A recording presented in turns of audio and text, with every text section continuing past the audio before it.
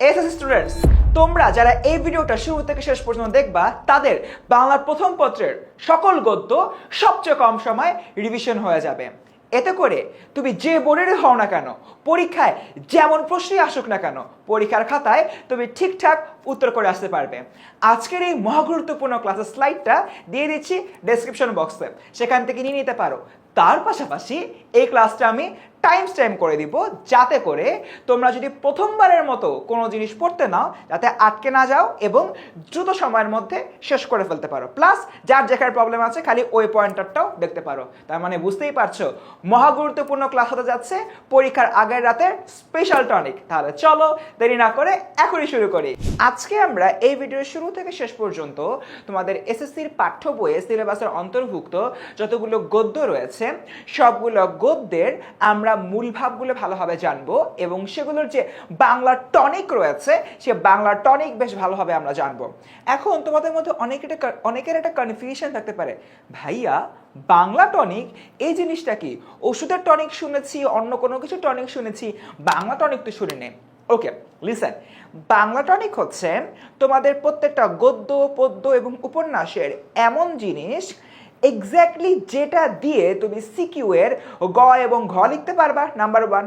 Number 2, যে জিনিসগুলো পড়ে তারপরে পরীক্ষা হলে তুমি যখন একটা উদ্দীপক পড়বা তুমি সাথে সাথে বুঝতে পারবা কোন গদ্য থেকে বা কোন কবিতা থেকে কি চাওয়া হয়েছে।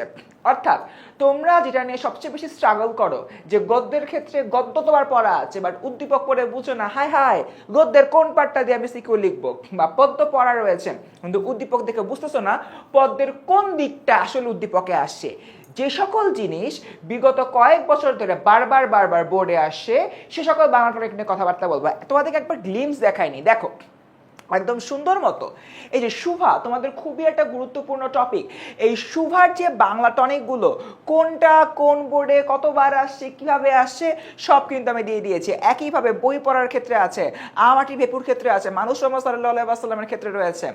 অর্থাৎ এই ভিডিওটা শুরু থেকে শেষ পর্যন্ত যে মানুষটা দেখবে তার কিন্তু প্রত্যেকটা টপিকের যে সকল মূলভাব রয়েছে মূলভাব নিয়ে ডাউট ক্লিয়ার হয়ে যাবে এবং মোস্ট ইম্পর্টেন্টলি বাংলার টনিকটা জানতে পারবেন। যে টনিকটা শুধুমাত্র টনিকের যে স্লাইডটা আছে, টনিকের যে পার্টটা রয়েছে ওই পার্টটা যারা হলে ওকে বুঝবে, ওই বোঝা অংশটা নিয়ে যদি কোনো একটা স্টুডেন্ট পরীক্ষার হলে যায় তার কোনো কিছুতে আসলে আর আটকাতে হবে না। তো স্টুডেন্ট, এটা হচ্ছে আমাদের মূল জায়গাটা এবং আস্তে আস্তে এবার চলো আমরা আমাদের যে মূল পড়াশোনা রয়েছে সে পড়াশোনার দিকে হলো চলা যায়। এই ক্লাসে আমরা আসলে দুইটা জিনিস হলোকে শিখবো। প্রথমত বাংলার প্রথম পত্রের সিকিউ এর জন্য টপিক ভিত্তিক সাজেশন নিয়ে আলাপ আলোচনা করব এবং এখানে গদ্য যতগুলো রয়েছে সবগুলো গদ্য নিয়ে আমরা কথাবার্তা বলবো, নাম্বার 1। এবং নাম্বার 2, আমার যে প্রতিটা গদ্য রয়েছে বাচ্চারা, প্রত্যেকটা গদ্যের যে মূল ভাব সে মূল ভাব নিয়ে আমরা আসলে কথাবার্তা বলবো এবং এই মূল ভাব নিয়ে কথাবার্তা বলতে বলতে কিন্তু আমাদের বাংলা টনিক চলে আসবে।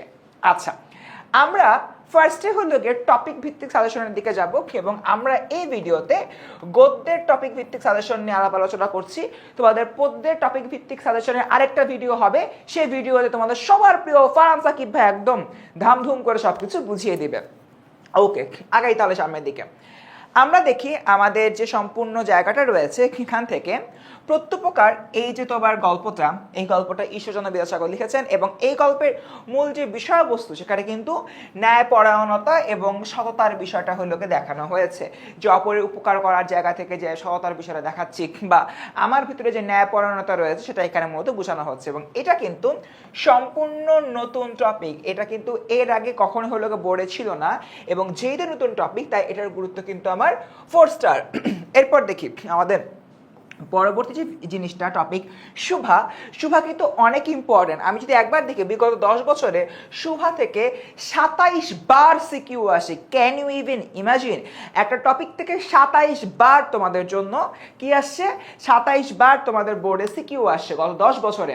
তার মানে এই টপিকটা আমার খুব ভালোভাবে পড়তে হবে এবং এটার জন্য আমার মোস্ট ইম্পর্টেন্ট 5 স্টার। আমি একটু অ্যাড করে আরো 2টা স্টার বাড়াই দিলাম, 7 স্টার ধরে নিতে পারো। বই পড়া একটা কঠিন প্রবন্ধ যেখানে পাঠাভ্যাস পাঠ্যাভ্যাস নিয়ে কথাবার্তা বলা হয়েছে এবং এটা বিগত 10 বছরে 23 বার কিন্তু বোর্ডে আসছে। সো ইভেনচুয়ালি বুঝতেই পারতেছো এটাও কিন্তু অনেক গুরুত্বপূর্ণ। তাছাড়া বই পড়া কিন্তু একটু কঠিন, তাই কঠিন জায়গা থেকে প্রশ্ন আসবে, এটাই কিন্তু স্বাভাবিক। এরপর দেখি আমাদের মাটির ভেপু রয়েছে। এখান থেকে তোমার অত আসলে সিকিউ আসে না। ইভেনচুয়ালি মাটির ভেপু সম্পূর্ণটাই হলো কি এমসিকিউর জন্য গুরুত্বপূর্ণ, ঠিক আছে। সো এরকম একটা জায়গা থেকে আমরা এটার গুরুত্ব দিয়েছি হলো কি 2 স্টার সিকিউ এর ক্ষেত্রে।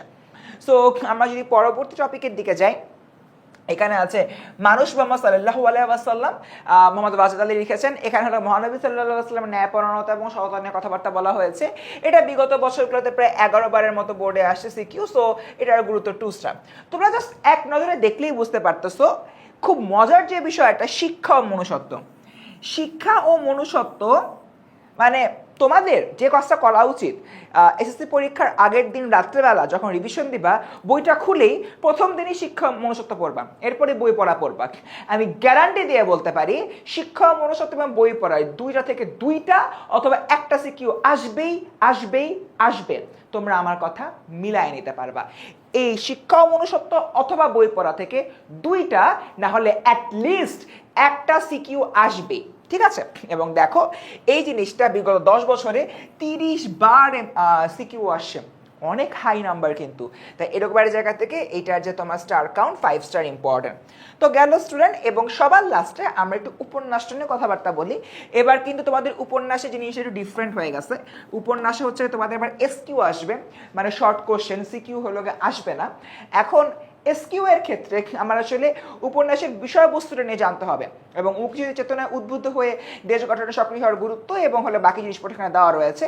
সম্পূর্ণ নতুন একটা টপিক, যেটা হচ্ছে আমি বলে নিতে পারি 5 স্টার ইম্পর্টেন্ট, কারণ এখান থেকে তোমার 20 মার্ক থাকবে এবং 20 মার্কের মধ্যে একটা ক নম্বরের প্রশ্ন থাকবে হচ্ছে কি তোমার 2টা 3 মার্ক করে, তার মানে হবে গিয়ে 6।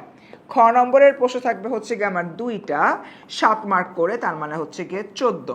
সো 14 আর 6 20, এরকম কিন্তু একটা কাউন্ট তোমাদের ইভেনচুয়ালি হবে, বা তোমার হলো যেভাবে আসে বেসিক্যালি এখানে তোমার যে কাউন্টটা 3 যোগ 7 ইজ ইকুয়ালস টু 10, ইচ প্রশ্ন এরকম তো কাউন্টে আসবে।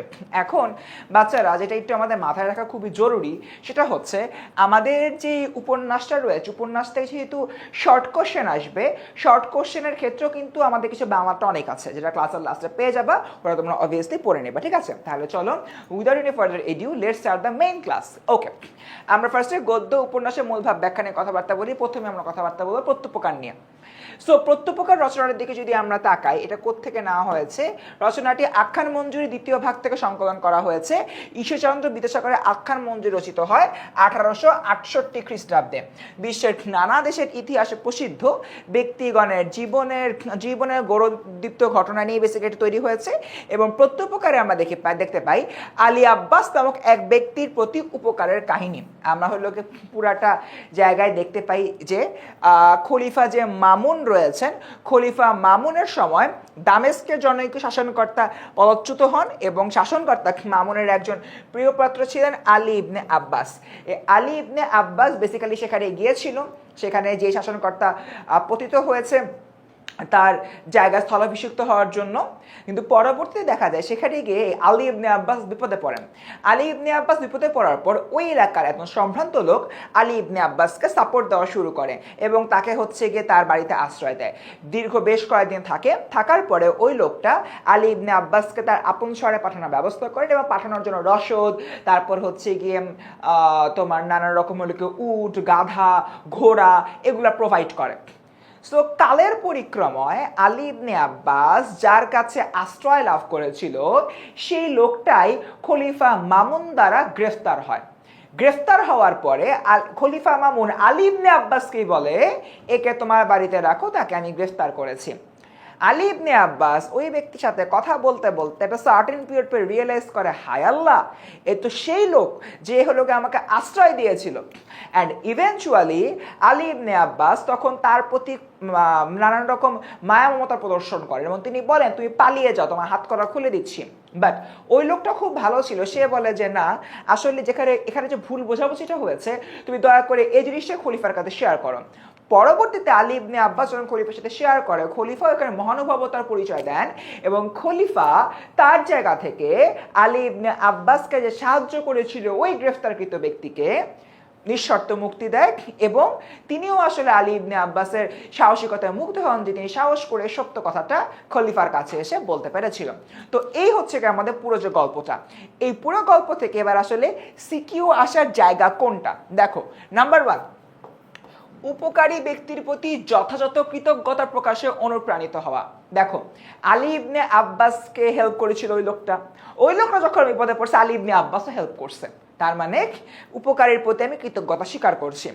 নাম্বার 2, উপকারীর উপকার করার সৎ সাহস ও মানসিকতা অর্জন। ওই যে আলী ইবনে আব্বাস যখন খলিফায় গিয়ে বলল খলিফা এই ঘটনা, সো ইভেনচুয়ালি এই লোকটার তেমন একটা দোষ নাই বা তাকে আপনি মুক্তি দিতে পারেন, তার মানে আলী ইবনে আব্বাস কিন্তু তার জায়গা থেকে ওই যে তোমার লোকটা রয়েছে ওই লোকটাকে সাপোর্ট দিয়েছে এবং তার উপকার করার যে সৎসাহস সেই সৎসাহসটা প্রদর্শন করেছে।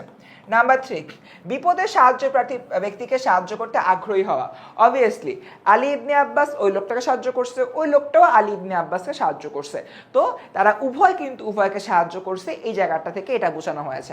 অ্যান্ড নাম্বার 3, পরোপকারী দয়াশীল মানুষের প্রতি সহানুভূতিশীল হওয়া, অর্থাৎ যে উপকার করবে তার প্রতি সবসময় সহানুভূতিশীল থাকতে হবে। যেরকম খলিফা মামুন করেছিলেন, খলিফা মামুন বুঝতে পেরেছিলেন যে তার একে অপরকে উপকার করেছে এবং খলিফা মামুন যাকে গ্রেফতার করেছে সে মুক্তি পেলেও পেতে পারে এরকম একটা অবস্থা, তাই সবকিছু মিলিয়ে খলিফা মামুনও কিন্তু তাদের প্রতি সহানুভূতিশীল ছিলেন এরকম। তো স্টুডেন্ট দেখো মোটা দাগে জাস্ট চোখের পলকে তুমি প্রত্যুপকারটা বুঝে ফেললা। তাহলে চলো এবার আমাদের পরের টপিক যেটা অনেক বেশি important, Shubha. Let's start that. আচ্ছা, শুভা গল্পটি রবীন্দ্রনাথ গল্পের বিখ্যাত গল্পগুচ্ছ থেকে আসলে সংকলিত হয়েছে এবং বাক প্রতিবন্ধী কিশোরী শুভার প্রতি লেখকের হৃদয় নিংড়ানো ভালোবাসা ও মমত্ববোধের কারণে গল্পটি অমর হয়ে রয়েছে। শুভা গল্পে কি হয়েছে? শুভা গল্পেতে আমরা দেখি শুভারা 3 বোন, এর মধ্যে শুভা সবার ছোট। তার বাবা শুভার নাম মানে আদর করে লিখেছিলেন সুভাষিনী।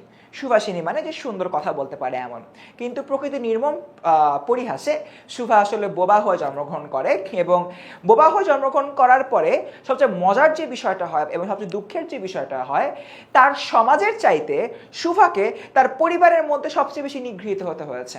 শুভার বাবা যদিও শুভাকে অনেক বেশি ভালোবাসতো, কিন্তু শুভার মা শুভাকে নিজের গর্ভের কলঙ্ক বলে মনে করতো। এটা একটা ছোট্ট বাচ্চার জন্য কিন্তু অনেক হলো একটা মানে পীড়াদায়ক ঘটনা। এখন তোমরা হলো বলতে পারো যে ভাই কেন গর্ভের কলঙ্ক মনে করতো? দ্য রিজন ইজ ওই সময় সোসাইটিতে মনে করা হতো একজন মা যেরকম বা সে যেভাবে হলো কাজ করে তার সন্তানরাও ওভাবেই রিয়্যাক্ট করে। তো দেখা যাচ্ছে যে সমাজের লোকরা শুভার মাকে আসলে দোষ দিত এবং শুভার মা এই জন্য এই গ্রাজেসটা শুভার উপরে ত্যাগ করতো। তো সবকিছু মিলে শুভা এবং শুভার মায়ের মধ্যে কিন্তু এক ধরনের মানে ক্ল্যাশিং পয়েন্ট আমরা এখানে দেখতে পাই। নাম্বার 1। নাম্বার 2, শুভা কিরকম ছিল? শুভা আসলে খুবই একজন মানে সহজ সাধারণ জীবনযাপন করতে চাইতো এবং দেখা যেত যে সে যেহেতু বোবা তার হয়তো ওরকম কোনো বন্ধু গড়ে উঠে নেই।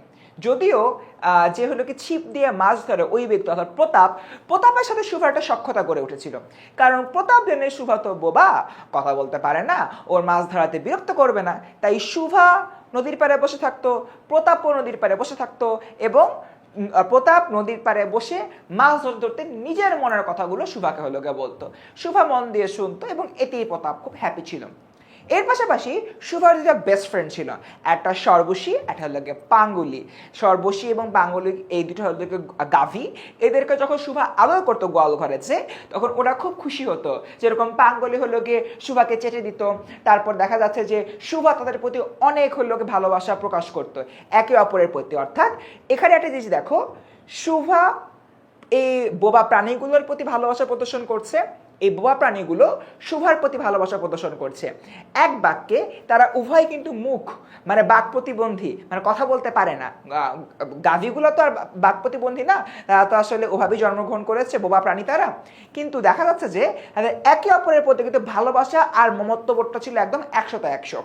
তাই এরকম একটা জায়গা থেকে আমরা দেখতে পাই আমাদের যে শুভা রয়েছে, শুভা তার বাক প্রতিবন্ধীর জায়গাটাই কখনো গ্লোরিফাই করে না, সে তার নিজের মতো একটা আপন পৃথিবীর সৃষ্টি করে নিয়েছে। আর এই আপন পৃথিবীর সৃষ্টি করার জায়গা থেকে কিন্তু তোমাদের পাঠ্য বইতে এই জিনিসটার উপর ফোকাস করা হয়েছে এবং এখান থেকে কিন্তু আসলে সিকিউ আসবার একটা হাই প্রবাবিলিটি রয়েছে। হোপফুলি তোমরা এই যে এতটুকু পার্ট রয়েছে এতটুকু পার্ট বুঝতে পারছো।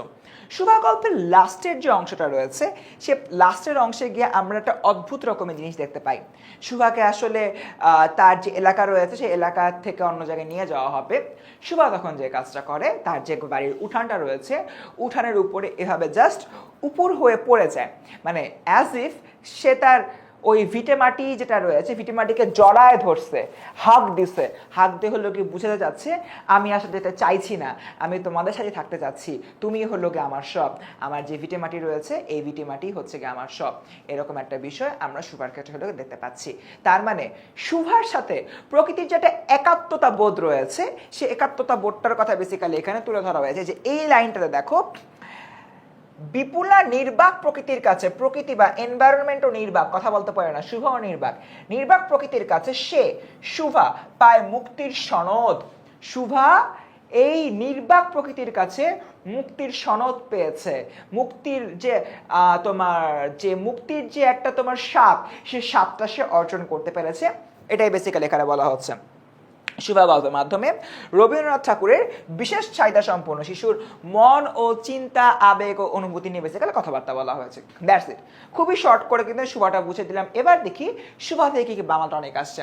নাম্বার 1, বাক প্রতিবন্ধীদের মনোজগৎ সম্পর্কে ধারণা। ইয়াস, শুরুতেই এই কথাটা বলছি যে তারা আসলে কি ভাবে, তারা আসলে কি করতেছে। যেরকম শুভা তার পালিত গাভীগুলাকে আদর করতেছে, প্রতাপের সাথে হলো গিয়ে বসে প্রতাপের কথা মন দিয়ে শুনতেছে, তারপর হলো গিয়ে সে তার জমিকে বা মাটিকে হলো হাক দিয়ে ধরতেছে।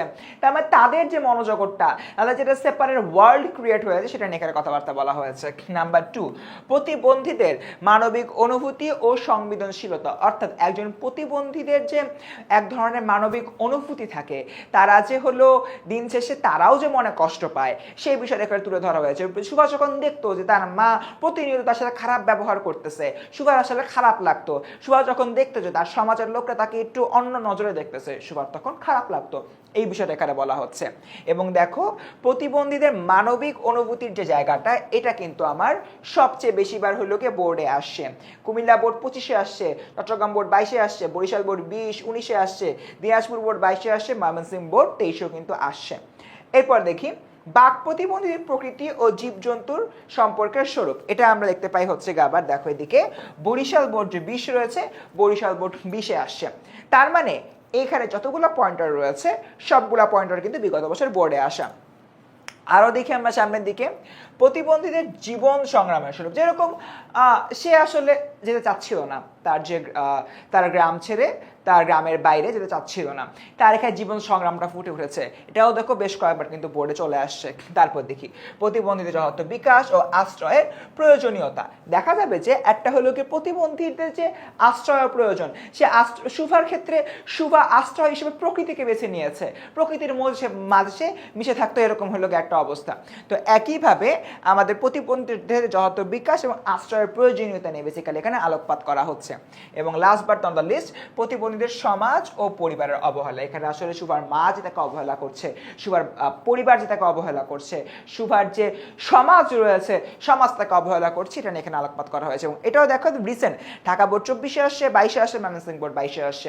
দেখো আমি শুরুতেই শুভা গল্পে একটা শর্ট এলাবোরেশন দিলাম, দেন ওইটার আলোয় কিন্তু আমরা বাংলা টনিকগুলো আলাপ আলোচনা করে ফেললাম। সবাইকে বুঝতে পেরেছো? এতটুকু বুঝলে কমেন্টে লেখো ইয়েস।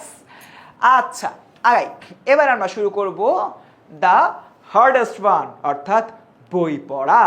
বই পড়া গল্পের প্রবন্ধের বই পড়ার প্রবন্ধের প্রধান বিষয় কি? পাঠ্যাভ্যাস তৈরি করা। আমি যে পড়বো, আমার পড়ার ইচ্ছাটাকে জাগ্রত করার বিষয়টা নিয়ে এখানে কথাবার্তা বলা হবে। আসো, বই পড়ার প্রবন্ধটি প্রমোদ চৌধুরীর প্রবন্ধ সংগ্রহ থেকে নির্বাচন করা হয়েছে এবং একটি লাইব্রেরির বার্ষিক সভায় প্রবন্ধটিতে পঠিত হয়েছিল। এখানে তোমার একটা অদ্ভুত জিনিসের কথা বলা হচ্ছে যে আমাদের পাঠচর্চার অনভ্যাসী, অর্থাৎ আমরা পাঠ করতে চাই না, আমরা কোনো কিছু পড়তে চাই না, এই পাঠ চর্চার অনভ্যাস যে শিক্ষা ব্যবস্থার ত্রুটির জন্য ঘটেছে তা সহজেই লক্ষণীয়। তা সহজেই লক্ষণীয়। আর্থিক অনটনের কারণে অর্থকরী নয় এমন সব কিছুই এদেশে অনর্থক বলে বিবেচনা করা হয়। সে ধরো তুমি একটা উপন্যাসের বই পড়ছো, উপন্যাসের বইটা পড়ে তুমি কি টাকা ইনকাম করছো? তুমি কি রোজগার করছো?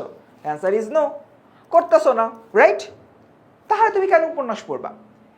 এইটা আমাদের সোসাইটির মধ্যে বিল্ট ইন অবস্থায় আছে। এখন কবি বলতেছে এইটার কারণে যে প্রবলেমটা হয়, আমাদের এক ধরনের পাঠচর্চার অনভ্যাস সৃষ্টি হয় এবং এর কারণে দেখা যায় যে আমাদের মানসিক বিকাশটা হয় না। এবং দেখো পরবর্তীতে বলতেছে যে আর্থিক অনটনের কারণে অর্থ করি না। আর্থিক অনটন অর্থাৎ আমরা নিজেরাই হলো কি গরিব। এই গরিব হবার কারণে দেখা যাচ্ছে যে যেহেতু এই জিনিসটা অর্থ করি না, মানে বই পড়ে আমি টাকা কামাইতে পারতেছি না, তার মানে নো নিড টু রিড, মানে পড়ার কোনো হলো দরকার নেই, এমন সব কিছু এই দেশে অনর্থক বলে বিবেচনা করা হয়। সেই জন্য বই পড়ার প্রতি লোকের অনীহা দেখা দেয় এবং শিক্ষা প্রতিষ্ঠান থেকে লব্ধ শিক্ষা পূর্ণাঙ্গ নয়। কারণ শিক্ষা প্রতিষ্ঠানে কি বলে, বই পড়ার প্রবন্ধটা মুখস্থ করাচ্ছি, বই পড়ার প্রবন্ধ থেকে সিকিউ প্র্যাকটিস করতেছি, এমসিকিউ প্র্যাকটিস করতেছি, বা কাউকে বলতেছি না বই পড়ার প্রবন্ধটা ভালো করে পড়ো, বুঝো কি বলছে কি না বলছে একটু দেখো, রাইট? এই জিনিসটা আমরা করতেছি না, বাট এটা অ্যাকচুয়ালি না করাটা ঠিক না। ওকে, শিক্ষা প্রতিষ্ঠান থেকে লব্ধ শিক্ষা পূর্ণাঙ্গ না বললাম কারণ সুশিক্ষিত লোক মাত্রই স্বশিক্ষিত। এইটা কিন্তু খুবই গুরুত্বপূর্ণ একটা অনুধাবনমূলক প্রশ্নতে আসার মতো প্রশ্ন। অনুধাবন, এটা কি গুরুত্বপূর্ণ একটা অনুধাবন, অর্থাৎ সিকিউর যে খ নম্বর প্রশ্নটা থাকে সেই খ নম্বরটা। এখন বাচ্চারা দেখো এখানে আসলে আমি কি বলতেছি, এখানে হলো আমি বলতেছি আমাদের সুশিক্ষিত লোক মাত্রই স্বশিক্ষিত। যাদের ভেতরে সুশিক্ষা রয়েছে, যারা শিক্ষাটাকে টাকা উপার্জনের জন্য নেয় নাই বরং শিক্ষাটা নিয়ে প্রকৃত মানুষ হিসাবে গড়ে উঠতে পেরেছে, তারা আসলে আমাদের সোসাইটিতে স্বশিক্ষিত। স্বশিক্ষিত মানে হচ্ছে যে নিজে নিজেকে শিক্ষিত করেছে। সে ধরো তোমাকে হলো গিয়ে পড়ালেখা করে দিলাম, তুই পড়ালেখা করলা, পড়ালেখা করে এসএসসি পাস করলা, এইচএসসি পাস করলা, অনেক বড় বিসিএস অফিসার হলা বা অনেক বড় অফিসার হলা, অনেক তোমার সমাজ হলো অনেক নাম খ্যাতি রয়েছে।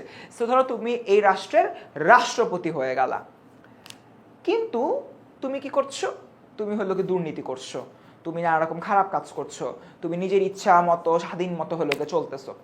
তার মানে তুমি তো এডুকেটেড হয়েছো দেখে তো তুমি রাষ্ট্রপতি হতে পেরেছো, অতটুকু যোগ্যতা তুমি অর্জন করতে পেরেছো। বাট তারপরেও তুমি কেন তোমার জায়গা থেকে এ ধরনের নেতিবাচক কাজ করছো? তার মানে তুমি সুশিক্ষিত না। এই জায়গা থেকে যে মানুষটা হয়তো শিক্ষা লাভ করেছে বা হয়তো অতটা সাকসেসফুল হয়নি, মোটামুটি একটা মিডল রেঞ্জে চাকরি বাকরি করছে, মিডল রেঞ্জে চাকরি বাকরি করে সামনের দিকে এগিয়ে যাচ্ছে, সে কোনো দুর্নীতিগ্রস্ত না, সৎ মানুষ, সবাই তাকে ভালো বলে। সে সুশিক্ষিত এবং স্বশিক্ষিত, কারণ সে ভালো খারাপ আইডেন্টিফাই করতে জানে। আর এই জায়গা থেকে প্রাবন্ধিক বলছেন সেই ব্যক্তি ভালো খারাপ আইডেন্টিফাই করতে জানবেন যিনি সুশিক্ষিত, এবং সুশিক্ষিত হওয়া মানে স্বশিক্ষিত, অর্থাৎ নিজেই নিজেকে শিক্ষিত করে তুলেছেন, ভালো মানুষ হিসাবে গড়ে তুলতে পেরেছেন। গেল, যথার্থ শিক্ষিত হতে হলে মনের প্রসার দরকার, তার জন্য বই পড়ার অভ্যাস বাড়াতে হবে, এর জন্য লাইব্রেরি প্রতিষ্ঠার প্রয়োজন। বাধ্য না হলে লোকে বই পড়ে না, লাইব্রেরিতে লোকে নিজের পছন্দ অনুযায়ী বই পড়ে যথার্থ শিক্ষিত হয়ে ওঠে। সে ধরো আমি সায়েন্সের স্টুডেন্ট, এখন আমার হচ্ছে ইকোনমিক্স নিয়ে অনেক জানার ইচ্ছা, তো আমার সায়েন্সের পাঠ্য বইয়ের মধ্যে ইকোনমিক্স নাই, তো আমি লাইব্রেরিতে যাবো, ইকোনমিক্সের বই পড়বো, ইকোনমিক্সের বিভিন্ন ল পড়বো, ইকোনমিক্সের যে গ্রাফ চার্ট কার্ভ আছে এগুলো নিয়ে পড়াশোনা করবো, ইজন্ট ইট? তো সব কিছু লোকে মিলায় আমাদের মধ্যে এই ধরনের একটা বিষয় গড়ে উঠতে হবে। এবং কবি হলোকে যেটা বলছেন, প্রগতিশীল জগতের সঙ্গে তাল মিলিয়ে চলার জন্য সাহিত্য চর্চা করা আবশ্যক বলে লেখক মনে করেন। বই পড়ার প্রবন্ধে প্রমোদ চৌধুরী বই পড়ার গুরুত্ব ও তাৎপর্য উপস্থাপন করেছেন। প্রবন্ধটি এই শিক্ষাই দেয় যে একটা জাতির মানসিক বিকাশ ও সমৃদ্ধিতে বই পড়া, জ্ঞান ও সাহিত্য চর্চার কোনো বিকল্প নেই, অর্থাৎ মানসিক বিকাশে এই জিনিসটা অবশ্যই লাগবে। গেল, এবার দেখি বাংলা টনিক। বাংলা টনিকের মধ্যে দেখো অলরেডি বলে ফেলছি, বই পড়ার আনন্দ ও এর প্রয়োজনীয়তা। আনন্দ কেন? নতুন নতুন তথ্য জানতে পারবা। সায়েন্সের স্টুডেন্ট ইকোনমিক্স পড়তেছো, ইকোনমিক্স বিভিন্ন কার্ভ জানতে পারছো, চার্ট জানতে পারছো, ভালো লাগছে তোমার। সো এরকম একটা জায়গা থেকে বই পড়ার যে আনন্দ রয়েছে, আনন্দটাও এখানে তোমার বাড়বে, এবং এটার যে নেসেসিটি রয়েছে সেই নেসেসিটিটা তুমি বুঝতে পারছো, কারণ অতিরিক্ত বই পড়ার মাধ্যমে তুমি আসলে আরো অনেক কিছু সম্পর্কে ওয়েল অ্যালাইন্ড হচ্ছ, আরো অনেক কিছু সম্পর্কে জানতে পারছো, তুমি পৃথিবী আরো অনেক বেশি এক্সপ্লোর করতে পারছো। গেল নাম্বার 2, সামাজিক জীবনে লাইব্রেরির গুরুত্ব। লাইব্রেরি যদি না থাকে তুমি তোমার নিজের গণ্ডির বাইরে বা নিজের জনরার বাইরে যে বই কেমনে পড়বা, রাইট? তাই লাইব্রেরি এখানে অবশ্যই লাগতেছে। এখান থেকে কিন্তু সিকিউ চলে আসে। এরপর দেখি, এটা খুবই গুরুত্বপূর্ণ, আমাদের ত্রুটিপূর্ণ শিক্ষা ব্যবস্থার স্বরূপ। ত্রুটিপূর্ণ শিক্ষা ব্যবস্থা কেন? কারণ আমরা খালি বিদ্যা গলদকরণ করাই, বিদ্যা খালি গেলাই গেলাই গেলাই, পরীক্ষার হলে গিয়ে আমরা জাস্ট ওই গেলানো বিদ্যাটা বের করে দিয়ে আসি। বাট এটা করলে কিন্তু হবে না, আমার বিদ্যাটা নিজের ভিতরে নিয়ে বুঝতে হবে, অনুধাবন করতে হবে, ফিল করতে হবে। If I can do this, in that case তখনই আসলে আমরা বলতে পারবো যে আমাদের ত্রুটিপূর্ণ শিক্ষা ব্যবস্থাটা আর হলো গে নাই। সো ত্রুটিপূর্ণ শিক্ষা ব্যবস্থার মূল স্বরূপটা কি? আমরা খালি বিদ্যা গেলাই, বিদ্যাকে অনুধাবন করাই না। স্বশিক্ষায় শিক্ষিত হওয়ার গুরুত্ব অলরেডি একটা এক্সাম্পল দিছি। একজন অনেক শিক্ষিত লোক রাষ্ট্রপতি দুর্নীতি করছে, একটা কম শিক্ষিত লোক মিডল রেঞ্জের জব করে হয়তো সে কোনো দুর্নীতি করছে না, তার মানে এই সেকেন্ড যে পার্সনটা তিনি হলো স্বশিক্ষা শিক্ষিত, তার দ্বারা কোনো খারাপ কাজ হয় না। এটাও দেখো অনেকবার কিন্তু বোর্ডে আছে, ময়মনসিংহ বোর্ড 2025 সালেও কিন্তু এসেছিল। জ্ঞান অর্জনের জন্য বই পড়া ও লাইব্রেরির প্রয়োজনীয়তা। তোমার ভাই নিজেকে আপডেট করতে হলে, নিজের জ্ঞানটা বাড়ানোর জন্য তোমার অবশ্যই বই পড়তে হবে। এবং এই যে জ্ঞান অর্জনের জন্য বই পড়ার যে বিষয়টা, এই জায়গা থেকে আমরা দেখতে পাচ্ছি আমাদের কিন্তু লাইব্রেরির একটা খুবই গুরুত্বপূর্ণ রোল প্লে করতে হচ্ছে। কারণ লাইব্রেরিতে গেলে আমি নিজের পড়াশোনার বাইরে অন্যান্য বা আদার্স বইগুলা পাবো। এরপরে দেখি প্রকৃত জ্ঞান অর্জন ও জীবন গঠনে বই পড়ার গুরুত্ব। আমি যদি প্রকৃত জ্ঞান অর্জন করতে চাই তাহলে অবশ্যই হচ্ছে কি আমার জীবন গঠন করতে হবে, এবং জীবন গঠনের জন্য আমার বই পড়তে হবে। কারণ বই পড়ার মাধ্যমে আমি স্বশিক্ষায় শিক্ষিত হতে পারবো, নিজেকে সুশিক্ষিত করতে পারবো।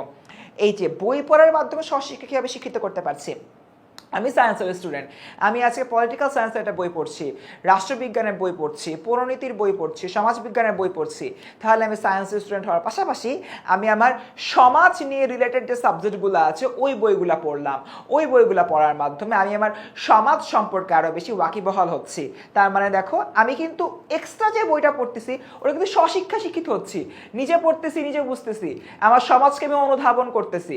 তার মানে এরকম একটা জায়গা থেকে আমি প্রকৃত জ্ঞান অর্জন করতে পারছি এবং আমার জীবনটা সুন্দরভাবে গঠিত হচ্ছে।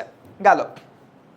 এরপর দেখি আমার 3 নাম্বার, মনুষ্যত্ব ও মূল্যবোধ অর্জনে শিক্ষা ও সাহিত্য চর্চার তাৎপর্য। অর্থাৎ আমি মনুষ্যত্ববোধটা অর্জন করবো কিভাবে? একটু আগে যেটা বললাম, আমি যখন সমাজবিজ্ঞান পড়তেছি তখন আমি বুঝবো সমাজে খালি আমি একাই না, আমার আরো অনেক মানুষজন রয়েছে, তাদের কথা চিন্তা করতে হবে। এর মাধ্যমে আমার মনুষ্যত্ববোধটা জাগৃত হবে।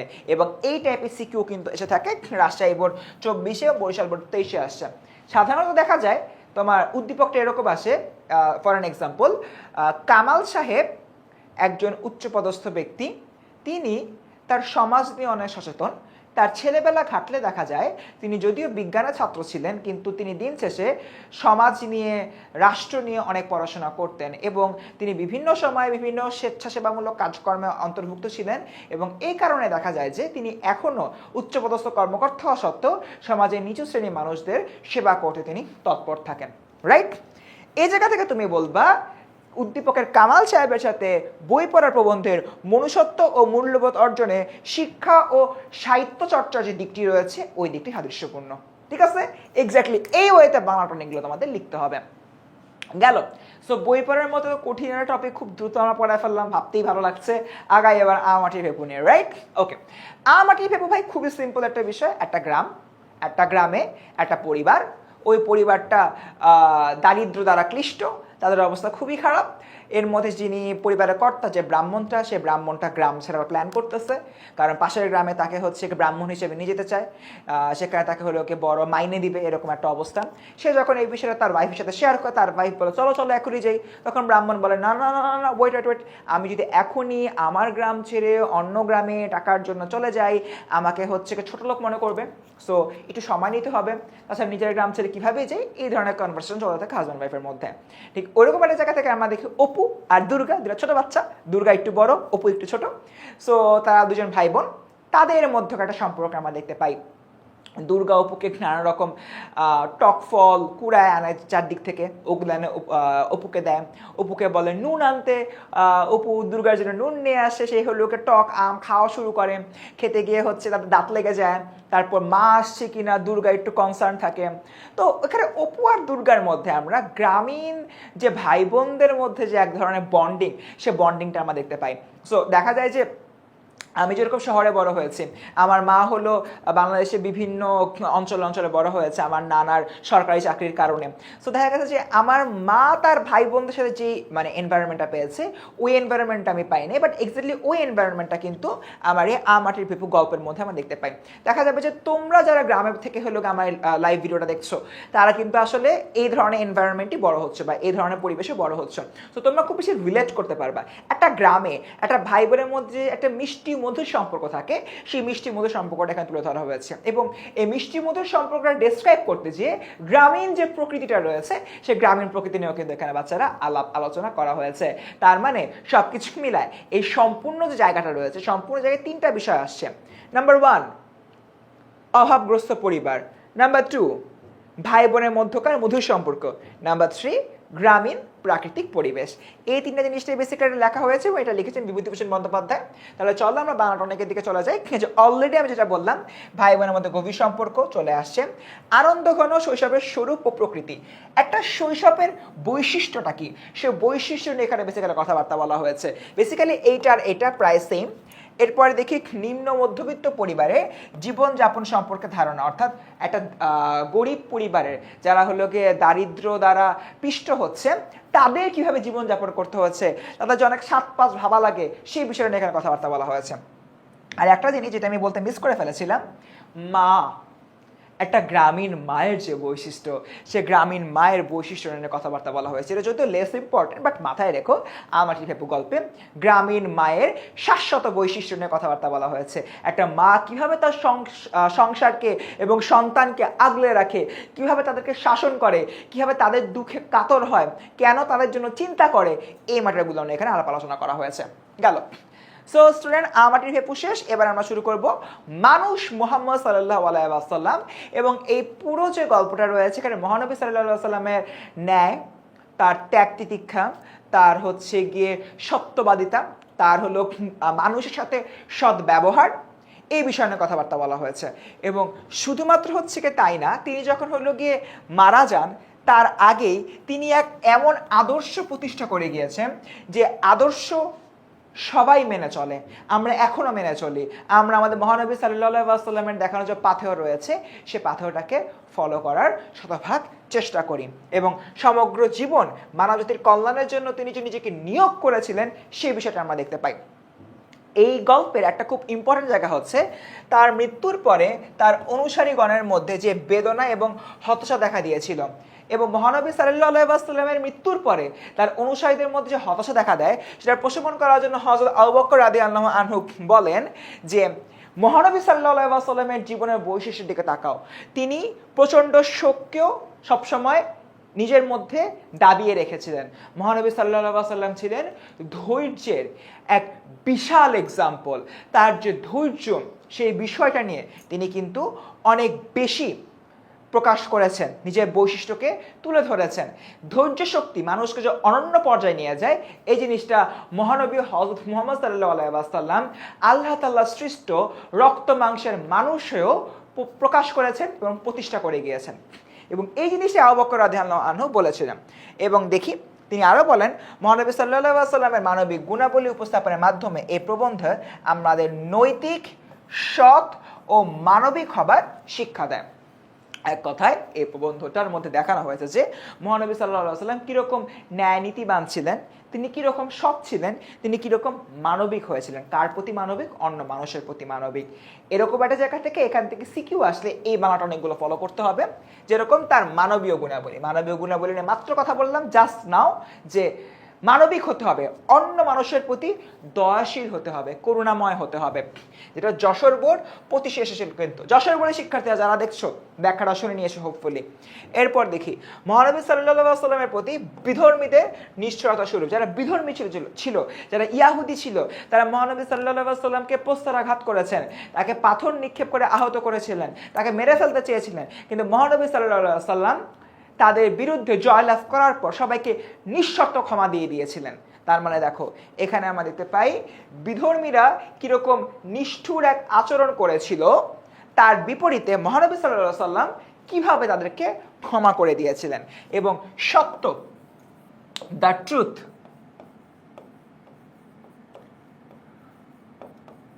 এই সত্যের নিবিড় সাধক ছিলেন মহানবী সাল্লাল্লাহু আলাইহি ওয়াসাল্লাম। মহানবী বলেছেন, তুমি যদি হলো সত্যের পথে থাকো জয় তোমারই হবে। পথ যতই বন্ধুর হোক না কেন, পথ যতই খারাপ হোক না কেন, জয় তোমার হবে ইনশাআল্লাহ। এক কথায় এই পুরো গল্পটার মধ্যে আমরা মোটা দাগে তিনটা বিষয় দেখতে পাই। নাম্বার 1, মহানবী সাল্লাল্লাহু আলাইহি ওয়াসাল্লামের মানবীয় গুণাবলী। এখান থেকে উদ্দীপকের প্রশ্ন আসবে, উদ্দীপকে হয়তো একটা মানবীয় গুণাবলী সম্পূর্ণ মানুষের বৈশিষ্ট্য দিয়ে বলবে, মহানবী সাল্লাল্লাহু আলাইহি ওয়াসাল্লামের কোন দিকটা সাদৃশ্যপূর্ণ? উত্তর মানবীয় গুণাবলী। নাম্বার 2, মহানবী সাল্লাল্লাহু আলাইহি ওয়াসাল্লামের প্রতি বিধর্মীদের যে নিশ্চরতা, হয়তো দেখাবে যে উদ্দীপকে একদল আরেক দলের উপর নিষ্পেষণ করতেছে, নিষ্পেষণ যারা করতেছে তাদের সাথে কিভাবে আমরা সাদৃশ্য খুঁজে পাই। সো আমরা ইহুদির কথা লিখবো। আর নাম্বার 3, সত্যের সাধনার যে বিষয়টা, এখান থেকে প্রশ্ন আসতে পারে। তো স্টুডেন্ট, আমরা কিন্তু ইতিমধ্যেই মহানবী সাল্লাল্লাহু আলাইহি ওয়াসাল্লাম এই যে গল্পটা রয়েছে, এই গল্পের আমরা মূল ভাব সম্পর্কে জানলাম এবং বাংলাটনিক সম্পর্কে জানলাম। ক্লাসটা কেমন লাগছে একটু কাইন্ডলি কমেন্টে জানিয়ে দাও, কারণ ইতিমধ্যে কিন্তু আমরা অনেক বড় একটা অংশ পড়ে ফেলেছি এবং যতগুলো টপিক রয়েছে টপিকগুলো কিন্তু আমরা প্রায় শেষের দিকে চলে যাচ্ছি গদ্যের ক্ষেত্রে। আগাই, এরপর আমরা কি পড়বো? নিম গাছ। নিম গাছ খুবই ছোট্ট একটা গল্প, বাট ইম্পর্টেন্ট, এখান থেকে আসলে সিকিউ আসার মতো। সো নিম গাছ গল্প আমরা কি দেখেছি? বলাই চাঁদ মুখোপাধ্যায় লিখেছেন, যার যার যার নিকনেম না, ছদ্মনাম বনফুল। বলাই চাঁদ মুখোপাধ্যায়ের ছদ্মনাম হচ্ছে কি আমার বনফুল। সো বনফুলের অদৃশ্য লোক গ্রন্থের অন্তর্ভুক্ত ছিল আমার কি নিম গাছ। এখন যদি হচ্ছে কি আমি চিন্তা করি এই নিম গাছ যে গল্পটা, এই নিম গাছ গল্পের মধ্যে কি দেখানো হয়েছে? নিম গাছ গল্পের শুরু থেকে শেষ পর্যন্ত একটা নিম গাছের কথা বলা হয়েছে। নিম গাছ কিভাবে আমাদের উপকার করে, নিম গাছ কেন আমাদের জন্য ভালো, নিম গাছ থাকলে কি হবে কি না হবে, নিম গাছকে সবাই কিভাবে ব্যবহার করছে, এই বিষয়টা নিয়ে একদম শুরু থেকে শেষ পর্যন্ত কিন্তু আমার কথাবার্তা হলো বলা হয়েছে। ভালো কথা। ঠিক এক্স্যাক্টলি এমন একটা জায়গায় এসে আমরা হলো দেখতে পাই গল্পের লাস্ট লাইনে একটা ছোট্ট কথা বলা হয় যে পাশের বাড়ির গৃহকর্ম নিপুণা লক্ষ্মী বউটারও একই অবস্থা। কি অবস্থা? নিমগাছ গল্পের লাস্ট লাইনের আগের লাইনে বলা হয়েছে সবাই নিম গাছকে ভালোবাসে কিন্তু নিম গাছকে কেউ যত্ন করে না, অবহেলা করে, এবং নিম গাছ তার জায়গা ছেড়ে চলেও আসতে পারে না, কারণ তার যে গাছের শেকড় অনেক দূর পর্যন্ত বিস্তৃত হয়ে গিয়েছে। That was the line. So এইরকম একটা জায়গা থেকে আমরা যে জিনিসটা দেখি সেটা বলা হচ্ছে, যখন বলা হয় যে পাশের বাড়ির গৃহকর্ম নিপুণা লক্ষ্মী বউটারও একই অবস্থা, what does it mean? It means ওই লক্ষ্মী বউটা বাড়ির গৃহকর্মে কাজে অনেক ব্যতিব্যস্ত থাকে, বাট দিন শেষে কেউ তাকে টেক কেয়ার করে না, সবাই তাকে অবহেলা করে।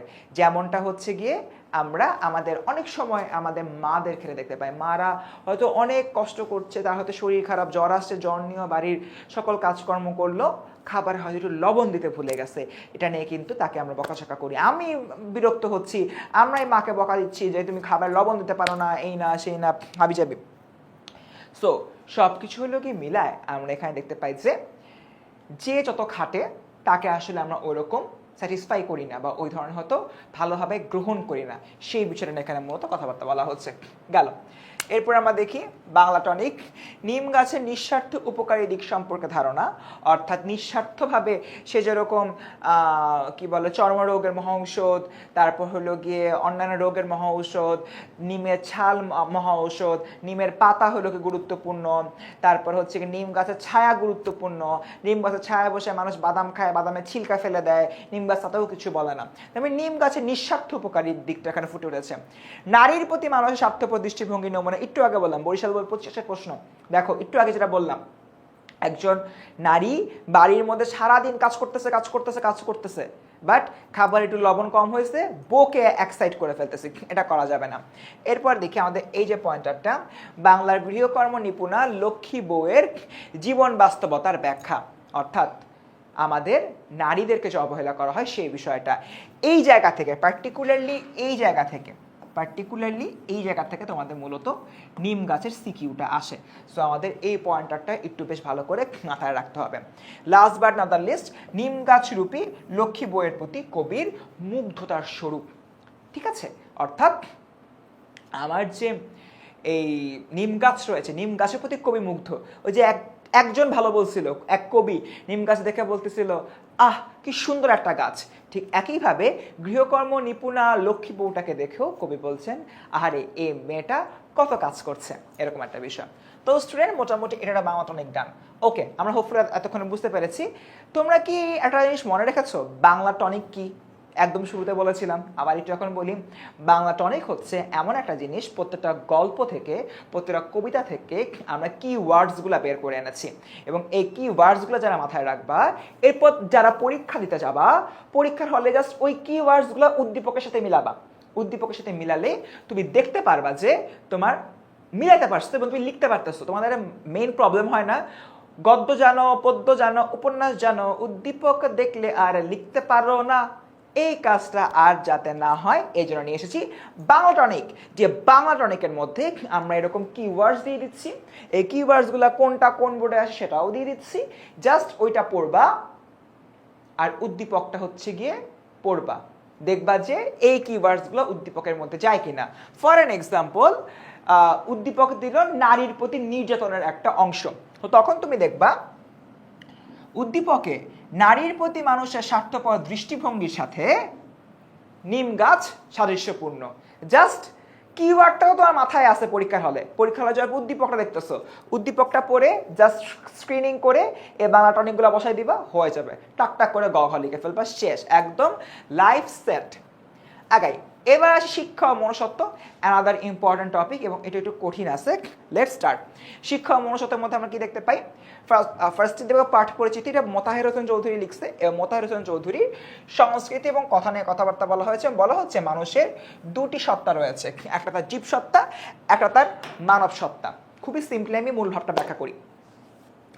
কবি বলতেছে মানুষের জীবনটা দোতলা ঘরের মতো, নিচতলায় থাকে জীবসত্তা, উপরতলায় থাকে মানব সত্তা। জীবসত্তার ঘরে আমরা সবাই থাকি, কারণ আমরা টাকা কামাতে চাই, আমরা আমাদের অন্ন, বস্ত্র, বাসস্থান, শিক্ষা, চিকিৎসা, এই যে 5টা মৌলিক চাহিদা রয়েছে, মৌলিক চাহিদা আমরা মেটাতে চাই। যে কোনো মূল্যে আমরা অর্থ ইনকাম করতে চাই, জীবসত্তা। এখন আমি তো অর্থ অনেকভাবে ইনকাম করতে পারি। আমি সুন্দর মতো 9 to 5 ডেস্কে বসে জব করে অর্থ ইনকাম করতে পারি, দুর্নীতি করে অর্থ ইনকাম করতে পারি, চুরি ডাকাতি রাহাজানি করে অর্থ ইনকাম করতে পারি। আবার বাবার অনেক সম্পত্তি আছে, ওই সম্পত্তিতে আমি অর্থ ইনকাম করতে পারি। কিন্তু এগুলোর মধ্যে কোন জিনিসটা ভালো? অবভিয়াসলি চুরি ডাকাতি রাহাজানি এগুলো ভালো না। তাহলে বুঝবো কিভাবে এটা ভালো না? তখন কই বলতেছেন ওই যে দোতলা ঘরটা আছে না, দোতলা ঘরে একটা মানব সত্তা আছে, ওই মানব সত্তাটাকে নিজের মধ্যে নাও। তখন আমি কবিকে জিজ্ঞেস করলাম, কবি ভাই কিভাবে এই মানব সত্তাটাকে নিব?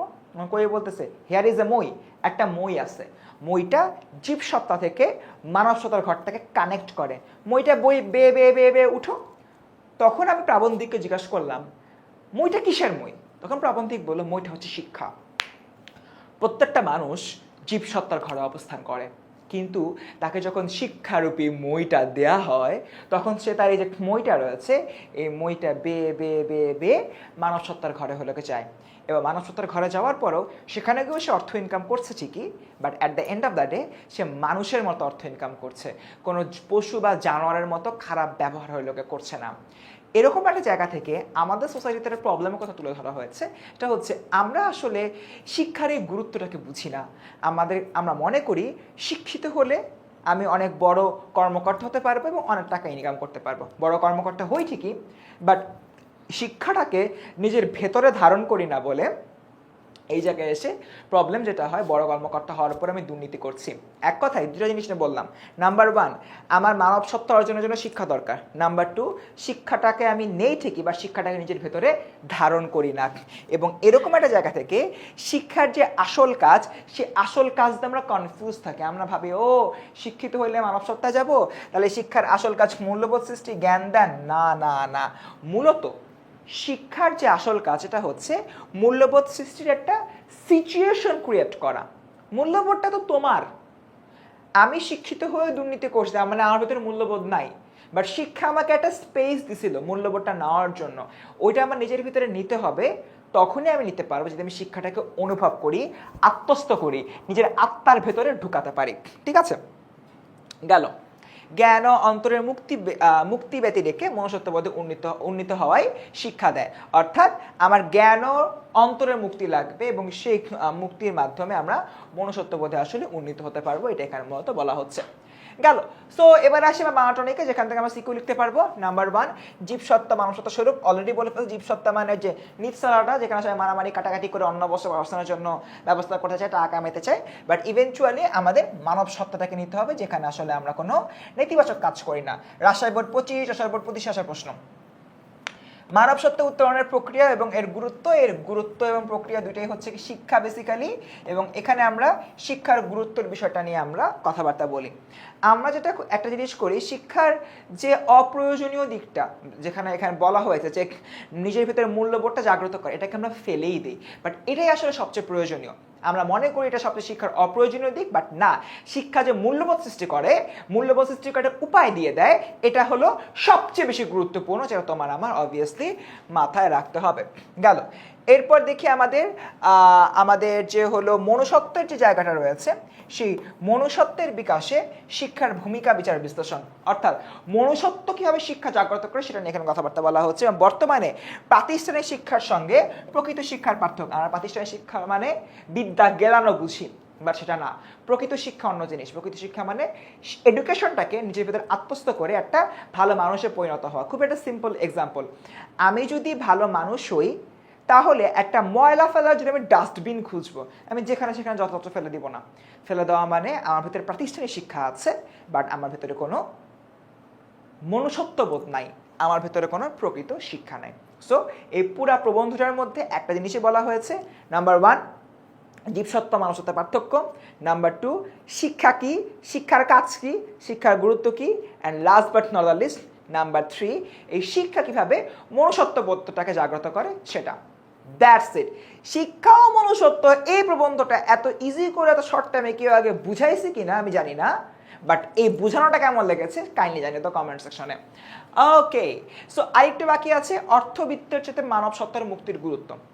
শিক্ষা একটা জিনিস বলে যে অর্থ কামানো এটা ফ্যাক্ট না, তোমাকে মানুষের মতো মানুষ হতে হবে। এবং এই জায়গা থেকে বলা হচ্ছে যে আমাদের যে অর্থবিত্ত রয়েছে, অর্থর চাইতে আমার যে মনুষ্যত্ব, এই জিনিসটা বেশি ইম্পর্ট্যান্ট। ওকে, তাই এটা আমাদের মাথায় রাখতে হবে। এবং শিক্ষার প্রয়োজনীয় ও অপ্রয়োজনীয় দিক, আমরা মনে করি শিক্ষার প্রয়োজনীয় দিক হচ্ছে শিক্ষা আমাকে শিক্ষিত লোক, অনেক বড় কর্মকর্তা হবে, অনেক টাকা কামাবে, এটা শিক্ষার প্রয়োজনীয়। আর অপ্রয়োজনীয় দিকটা মনে করি যে শিক্ষা যে মনুষ্যত্ববোধটা জাগ্রত করে, মূল্যবোধটা জাগ্রত করে, এটা অপ্রয়োজনীয়। বাট ইভেনচুয়ালি শিক্ষা যে মনুষ্যত্ববোধ আর মূল্যবোধটাকে জাগ্রত করতেছে, এটাই যেটাকে আমরা অপ্রয়োজনীয় বলি, এটাই সবচেয়ে আসলে প্রয়োজনীয় দিক। গেল। এবার আসি প্রবাস বন্ধু আমাদেরকে সৈয়দ মুজতবা আলীর একটা খুবই মজার একটা গ্রন্থ, এবং এই গ্রন্থতে আসলে আফগানিস্তানের ব্যাপারে হলো দেখানো হয়েছে। আফগানিস্তানের বিশিষ্ট খাদ্যবস্তু এগুলো নিয়ে কথাবার্তা বলা হয়েছে। খুবই সিম্পলি শেষ করবো এটা। প্রবাস বন্ধু যে গল্পটা, এই প্রবাস বন্ধু গল্পে লেখক আফগানিস্তানে গেছেন। এখানে কি নিয়ে কথা বলা আছে? নাম্বার 1, আফগানিস্তানের প্রকৃতি পরিবেশ। নাম্বার 2, আফগানিস্তানের সংস্কৃতি। নাম্বার 3, আফগানিস্তানের খাদ্য। নাম্বার 4, আফগানিস্তানের মানুষদের ব্যবহার। অ্যান্ড নাম্বার 5, আফগানিস্তানিদের অতিথি পরায়ণতা। সো এই 5টা জিনিস নিয়ে কথাবার্তা বলা হয়েছে। সিকিউ এই 5টা জায়গা থেকেই আসবে, এর বাইরে থেকে আসার কোনো উপায় নেই। বাট এর মধ্যে কোনটা থেকে আসার প্রবাবিলিটি বেশি, এটা নিয়ে একটু কথাবার্তা বলি। সবচেয়ে বেশি যে জায়গা থেকে হলো আসে আফগানিস্তানিদের অতিথি পরায়ণতা আর আফগানিস্তানিদের জলবায়ু ও প্রাকৃতিক সৌন্দর্য, এই জায়গা থেকে আব্বাজানেরা আম্মাজানেরা সবচেয়ে বেশি সিকিউ আসে। সো তোমাদেরকে বলে দিলাম এই যে দুইটা রয়েছে, এই দুইটা বাংলা টনিক মনে রাখলেই এখান থেকে সিকিউ আসলে তোমরা কিন্তু কমন পাবা। সো কোনটা? আফগানিস্তানিদের প্রকৃতি এবং আফগানিস্তানি যে মানুষরা রয়েছে বা আফগান যে মানুষরা রয়েছে তাদের স্বদেশ প্রেম ও অতিথি পরায়ণতা। দ্যাটস ইট, খুবই ছোট্ট জিনিস, তাই বেশি টাইম দিলাম না। হোপফুলি তোমরা বুঝতে পেরেছো।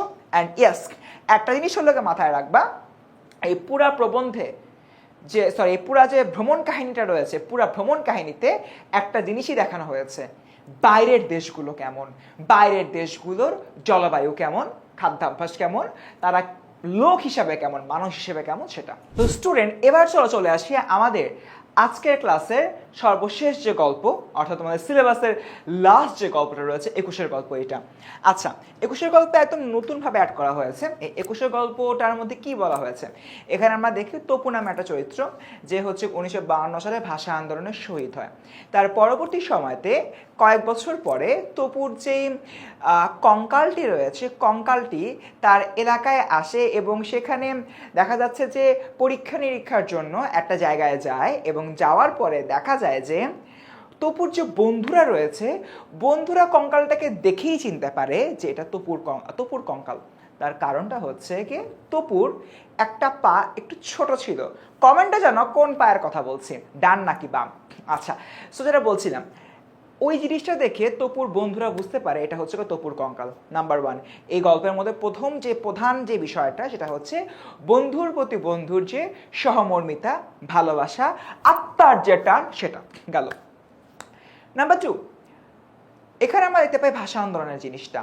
ভাষা আন্দোলনের ক্ষেত্রে তদানীন্তন সময়কার যে ছাত্ররা রয়েছে, ছাত্ররা কীরকম রোল প্লে করেছিল, তারা যে দেশের জন্য অনেক ডিভোটেড ছিল, দেশের জন্য কাজ করেছে, দেশের জন্য হলো নিজের জীবনকে উজাড় করে দিতে হলো গিয়ে দ্বিধাবোধ করে নাই, সেই জিনিসটা হলো আমরা দেখতে পাই। এবং তপু কিন্তু এই নিজের দেশের মাতৃভাষার জন্য নিজের জীবনকে উৎসর্গ করে দিল। গেল। নাম্বার 3, জীবনের মতো চলে। তপুর মৃত্যুর পরে, তার কয়েকদিন পরে তপুর মা আসলে আর টিকতে পারে না, সে মারা যায় এবং তপুর যে ওয়াইফ ছিল সে অন্যত্র বিয়ে করে চলে যায়। এই জায়গা থেকে আমরা দেখতে পাই তপু চলে গেছে ঠিকই, বাট তপুর পরিবার যে তপুর জন্য আজীবন হাই হুতাশ করছে ব্যাপারটা এরকম না। তপুর মা ছেলের শোকে মারাই গিয়েছে, আর তপুর যে ওয়াইফ ছিল সে কিন্তু অন্যত্র বিয়ে করে চলে যায়। এবং সবার শেষে আমরা দেখতে পাই যে সন্তানের প্রতি মায়ের যে ভালোবাসা, তপুর মা কিন্তু আসলে আর বেঁচে নেই। এই বিষয়টা হলো কি তপুর বন্ধুরা পরবর্তীতে জেনেছিল। তো সব কিছু হলো কি মিলিয়ে আমরা যে বিষয়টা হলো কি দেখতে পাই, আমাদের এখানে সম্পূর্ণ জায়গা থেকে এই গল্পের মধ্যে 3টা চরিত্র থাকে। নাম্বার 1 হচ্ছে কি রাহাত, স্টুডেন্ট, আমাদের এই যে গল্পটা রয়েছে, গল্পের মধ্যে 3টা চরিত্র থাকে। নাম্বার 1 হচ্ছে কি রাহাত, নাম্বার 2 হচ্ছে কি তপু, এবং দেখা যায় যে এটার পাশাপাশি আরো 2টা চরিত্রকে আমরা সক্রিয়ভাবে অংশগ্রহণ করতে দেখি। মূলত 3 বন্ধু, এই 3 বন্ধুর আন্তরিক সম্পর্ক এবং রাজনৈতিক কর্মকাণ্ডের বিবরণের ভেতর দিয়ে উঠে এসেছে ভাষা আন্দোলনকালীন বাংলাদেশের যে বাস্তবতা, সে বাস্তবতার বিষয়টা। হোপফুলি তোমরা এতটুকু বুঝতে পেরেছো।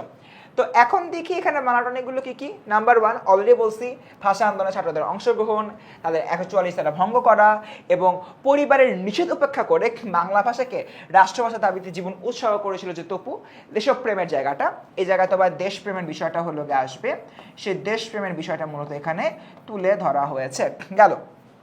এরপরে যে পরবর্তী পয়েন্টটা, বাংলা ভাষার ন্যায্য দাবি আদায়ে ছাত্রদের অগ্রণী ভূমিকা এবং দাবি প্রতিষ্ঠার জন্য সর্বোচ্চ ত্যাগ স্বীকার। ওই সময় বাংলাদেশের ছাত্ররা যে 100-100 ভূমিকা রেখেছিল সেটা নিয়ে এখানে কথাবার্তা বলা হয়েছে। এবং last but not the least, রাষ্ট্রভাষা করার জন্য বাংলাকে সহপাঠী বন্ধুদের মধ্যে অম্লান হয়ে থাকে এবং বন্ধুর প্রতি যে টান রয়েছে সেই টানটা এবং সন্তানের প্রতি মায়ের যে ভালোবাসা, সেই বিষয়টা এখানে মূলত উঠে এসেছে। এক কথায় আমি যে কটা পয়েন্টের ফার্স্টে বললাম যে দেশের প্রতি ভালোবাসা, দেশের জন্য হলো আত্মত্যাগ, বন্ধুর প্রতি ভালোবাসা, জীবনের মতো চলছে এবং সন্তানের প্রতি মায়ের ভালোবাসা, এই যে 4-5টা পয়েন্ট বললাম, এই 4-5টা পয়েন্ট দিয়ে 21 গল্প থেকে যে সিকিউ আসুক না কেন তুমি কিন্তু খুব সহজেই লিখে ফেলতে পারবা। তো স্টুডেন্ট, এর মাধ্যমে আমাদের গদ্যটা শেষ হয়ে গেল ঠিকই, বাট উপন্যাস 1971টি বাকি রয়েছে, চলো এটা আপনাকে শেষ করে ফেলি। এখান থেকে আসলে তোমাদের এসকিউ আসবে, বাট এসকিউগুলো মূলত এই টপিক থেকে আসতে পারে। প্রথমত, মুক্তিযুদ্ধের সময় যুদ্ধ কবলিত বাংলাদেশের চিত্র নিয়ে আসতে পারে, মুক্তিযুদ্ধের সময় বাংলাদেশ সাধারণ মানুষের পাকিস্তানিদের অত্যাচার নিয়ে আসতে পারে, মুক্তিযুদ্ধের সময় এদেশের মানুষের সংকটাপন্ন জীবনযাপন নিয়ে আসতে পারে। ওই যে যখন মেজর এজাজ আসলো গ্রামটাতে, তার পরবর্তী সময়তে সবাই যে ভীত সন্ত্রস্ত হয়ে গেল, একটা সংকটাপন্ন অবস্থা, আজিজ মাস্টারকে নানান রকমভাবে কি বলে প্রহার করা হচ্ছে, তাকে আটকে রাখা হচ্ছে, তাকে লজ্জা দেওয়া হচ্ছে, ওই বিষয়গুলো এখানে আসতে পারে। গ্রামীণ বিচার ব্যবস্থা থেকে কিভাবে মানুষ ন্যায় বিচার থেকে বঞ্চিত হচ্ছিল, ওই যে তোমার কৈবর্তপাড়ার এক বুড়ি ন্যায় বিচার পায় নাই, সেই বিষয়টা থেকে আসতে পারে। যুদ্ধ বিধ্বস্ত বাংলাদেশের মানুষের মানসিক টানাপোড়েন, তোমার হচ্ছে যেই অন্ধ লোকটা ছিল, তার যে ছেলেটা, তার ছেলে যে হলো ডোবার ভেতরে ডুবেছিল, সেই বিষয়টা এখানে আসতে পারে। এবং বীর মুক্তিযোদ্ধাদের সাহসী পদক্ষেপ, এখানে তোমার মেজর এজাজের যে রাইট হ্যান্ড ছিল, সে রাইট হ্যান্ডের যে ভূমিকাটা, সেটা এখানে আসতে পারে, যে আসলে যদিও পাকিস্তানিদের জন্য কাজ করছে, বাট সে আসলে মনে প্রাণে বাঙালি মুক্তিযোদ্ধাদেরকে হেফাজত করার ট্রাই করছে, সেটা এখানে আসতে পারে। এবং last but not the least, সাহসী মুক্তিযোদ্ধারা কিভাবে কৌশলী পদক্ষেপ নিয়ে পাকিস্তানিদের প্রতিহত করেছিল, মেজর এজাজদের মতো মানুষদেরকে প্রতিহত করেছিল, সেই বিষয়টা নিয়ে এখানে প্রশ্ন আসতে পারে।